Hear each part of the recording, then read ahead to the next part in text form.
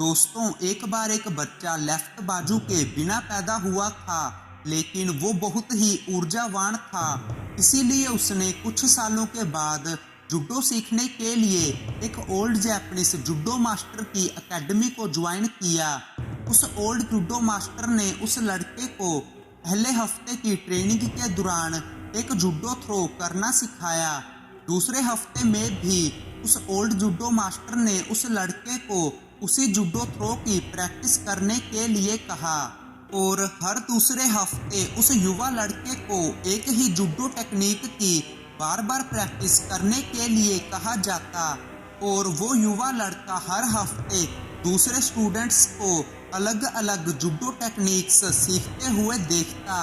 लेकिन उसे यह समझ नहीं आ रहा था कि पिछले 3 महीनों की ट्रेनिंग के दौरान उसके ओल्ड जुडो मास्टर ने उसे केवल एक ही जुडो टेक्निक सिखाई थी। आखिरकार अगले दिन वो अपने ओल्ड जुडो मास्टर के पास पहुंचा और उनसे पूछा, मास्टर, क्या आपको नहीं लगता कि मुझे और जुडो टेक्निक्स भी सीखनी चाहिए? मास्टर ने आंसर दिया, तुम सिर्फ इस एक जुडो टेक्निक की प्रैक्टिस करने में अपना सारा ध्यान केंद्रित करो।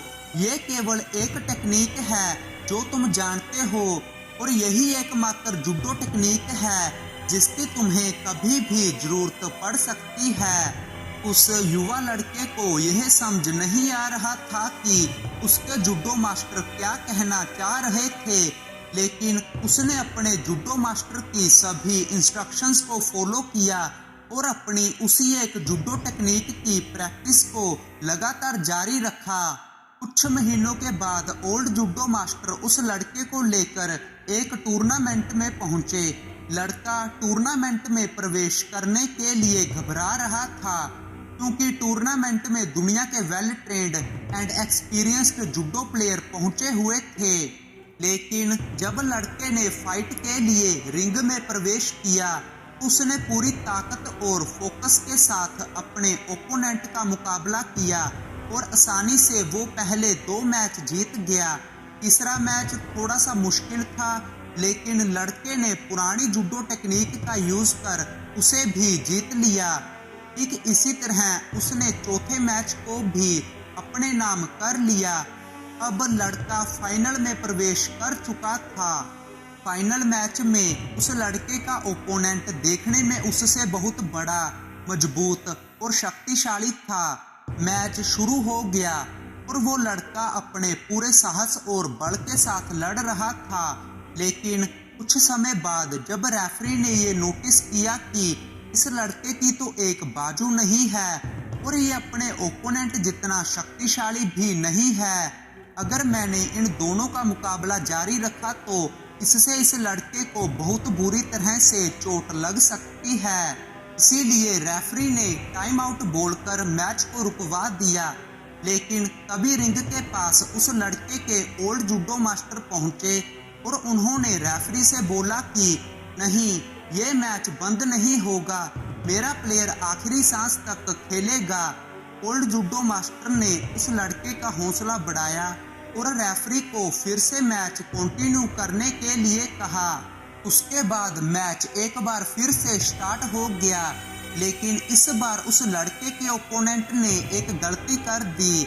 उसने अपने गार्ड्स को गिरा दिया, जिसे देखकर उस एक बाजू वाले लड़के ने तुरंत अपनी पुरानी जुडो टेक्निक का यूज किया, जिससे उसने उस बड़े, शक्तिशाली और मजबूत ओपोनेंट को भी हरा दिया और फाइनल मैच को भी अपने नाम कर लिया। और अब वो लड़का अपनी जीत से बहुत खुश था। उसके बाद जब वो लड़का और उसके ओल्ड जुडो मास्टर घर की ओर जा रहे थे, तब दोनों ने टूर्नामेंट में यूज हुई सभी जुडो टेक्निक्स का एक एक कर रिव्यू लिया। अब वो लड़का अपनी जीत से बहुत सरप्राइज्ड था, इसीलिए उसने अपने मास्टर से पूछा, कैसे मैं केवल एक ही जुडो टेक्निक से टूर्नामेंट जीतने में सक्षम हो गया? ओल्ड जुडो मास्टर ने रिप्लाई किया, 2 कारणों की वजह से। पहला, तुम्हारी कई महीनों की डेडिकेशन के साथ की गई उस एक जुडो टेक्निक की प्रैक्टिस की वजह से, क्योंकि ये एक जूडो टेक्निक ही लगभग सभी जूडो टेक्निक्स से सबसे कठिन टेक्निक थी, जिसमें तुमने अपनी कड़ी मेहनत और प्रैक्टिस के साथ महारत हासिल कर ली थी। और दूसरा, जब तुम्हारा ओपोनेंट तुम्हारी लेफ्ट बाजू पर वार करे तब अपने आप को कैसे प्रोटेक्ट करना है, इसे सीख कर। दोस्तों, इस एक बाजू वाले लड़के ने अपनी कड़ी मेहनत और अपने ओल्ड जूडो मास्टर की आज्ञा को मानकर अपनी लाइफ की सबसे बड़ी कमजोरी को सबसे बड़ी ताकत में बदल लिया।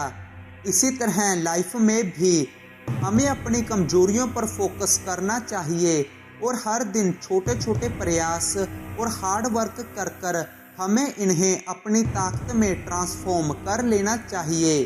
थोड़े से दिमाग, हिम्मत और दिल से हम हर नुकसान को फायदे में बदल सकते हैं। लाइफ में आपकी जो भी हॉबीज़ हैं, आप क्या काम करते हैं, या आप स्टूडेंट हैं, या आप कुछ भी अचीव करना चाहते हैं, जो भी आपको अच्छा लगता है उसको पाने के लिए कभी भी हार मत माने।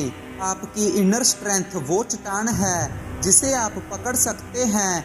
इसीलिए हर दिन छोटे छोटे प्रयास कर कर और कड़ी मेहनत कर कर इस चट्टान को और ज़्यादा मजबूत बनाओ, ताकि लाइफ में आने वाली बड़ी मुश्किलों का सामना भी आप आसानी से कर सको।